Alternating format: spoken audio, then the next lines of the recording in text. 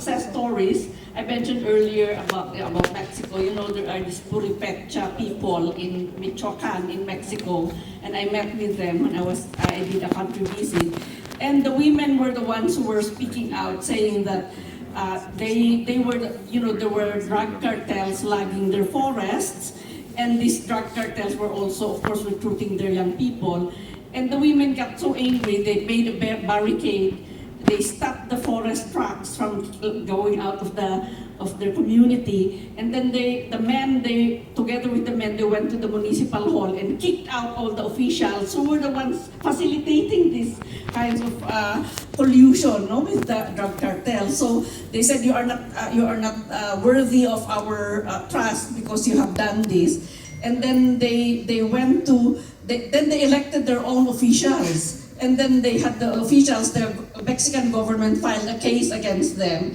And they said, our constitution recognizes that we have the right to govern ourselves. So the case went to the Supreme Court and they won. So they started to set up their own indigenous municipality. They selected their own officials.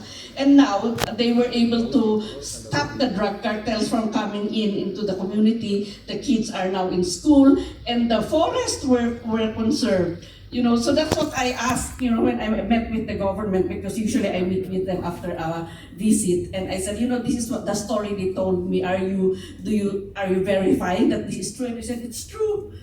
So that's one example. It's really, and I really appreciate the fact that it was the women who initiated it. I said, when did you do it? And the women said, well, our children are being recruited, water is going away because they are now deforesting this aquifer, the places where the aquifers are.